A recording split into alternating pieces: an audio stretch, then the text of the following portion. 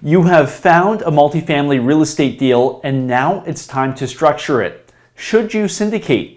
In this video, I'm going to walk you through 3 things you should consider when deciding whether or not to syndicate your next multifamily deal. So make sure you hit the subscribe button right now so you don't miss more videos about building wealth through multifamily real estate. And if you don't know me, I'm Seth Ferguson, a 12-year real estate veteran, host of a real estate TV show, host of a real estate investing podcast, and I'm also the author of the real estate book, Sell for More. So let's get right into it and talk about, should you syndicate your next multifamily deal? 3 things to think about. And the first thing to consider is how much capital you need to raise.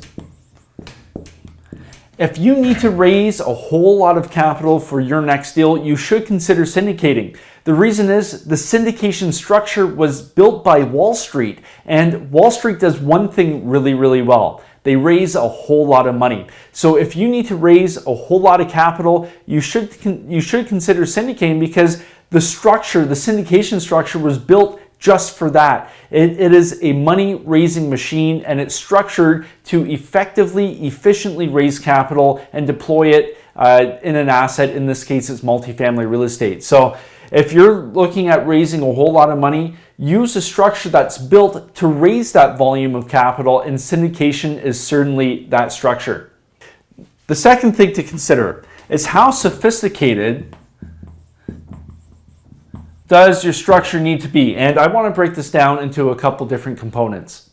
The first thing to think about is who controls the deal. If you're investing with one other partner and you form a partnership, you're both actively involved in that investment, and you can both make decisions regarding that investment, whatever type of property it is. But with the syndication structure, you are allowed, or you are able to assign different voting rights to different classes of shares. So for instance, if I have a class A, B, and C share in my syndication structure, I can assign voting rights to only the A class shares. That means class B and C shareholders don't get to vote, and therefore they don't get to control the direction of the syndication. They're along for the ride. And typically that's your limited partners, class C shares. They're investing passively, but they don't get to make any of the decisions involved in the syndication. So that's certainly one thing to think about, because controlling the investment is really important. And you don't want people to have control over the investment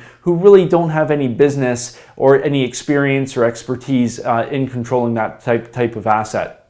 The second thing to think about when structuring a syndication and deciding whether or not syndication is right for your next deal is how sophisticated you want your limited partners or the investors to be in terms of their returns and the options afforded to them. So for instance, with the syndication structure, you may have A and B when it comes to Class C shares, which would be your limited partners. Maybe Class A is along for the ride and they're participating in terms of the equity upside. So they're getting a preferred return of, let's say, 7 or 8%, and then they're also sharing on the upside. And maybe you'll have your B option. They're getting paid, let's say, 10% on their money investment, but they're not participating in the upside. The syndication structure allows you to structure and customize your investment vehicle for your investors. You can have 4 different options if you really wanted to. It's your structure that you are creating, and the syndication structure allows you to mold and change the structure to benefit your investors and make it an investor-friendly investment. Like I mentioned at the start, if you're investing with a handful of people and everybody's active, that's great. A partnership structure where everybody's involved is right for you. But if you really want to get sophisticated with how your investment structure is set up and offer investors different returns, different hurdles based on what sort of class of shares they own, different voting rights, and really take your investment structure to the next level and really bring it up to that Wall Street standard, the syndication structure is for you.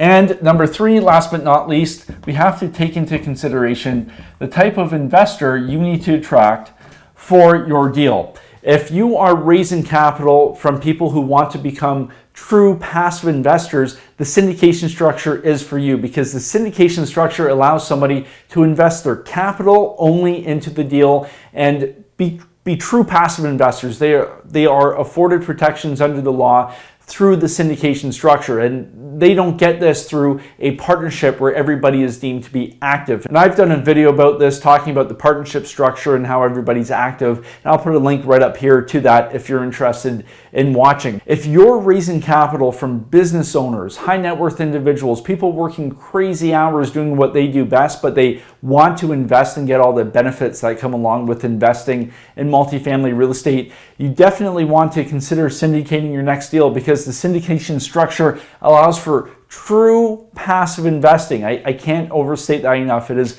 true passive investing. Lots of times people will talk about investing in, let's say, a single family home or a duplex, and they say, oh, well, you just bring your capital, you can be passive. Well, that's not the case. The capital, the money partner is still active in the deal, and they are taking on more risk, whereas the syndication structure, it is true passive investing. These are three things I thought were important to highlight, and these are things to consider when you're looking at your next deal and figuring out what structure you want. How much capital do you have to raise? If you have to raise a large amount, well, do what Wall Street does and syndicate, because the structure is made to raise large amounts of capital. Then how sophisticated does your investment structure have to be? If you want different voting rights so you can have more control over your deal, if you want to give your investors different options on how they participate in the upside or what sort of returns and waterfalls that are going to be built into the structure, syndication is certainly something to consider, because it gives you a whole lot of different options that aren't available in other structures. And last, you have to consider who's investing in your deal. If they want to become true passive investors and be afforded protections through the syndication structure, well, syndication is the option for you. So if you're interested in learning more about the deals I'm currently looking at, head on over to callseth.com and set up a quick 20-minute phone call with me. And if you like this video, if you found this useful, if you liked it, hit the like button, leave a comment, let me know what you think. And until next time, happy investing.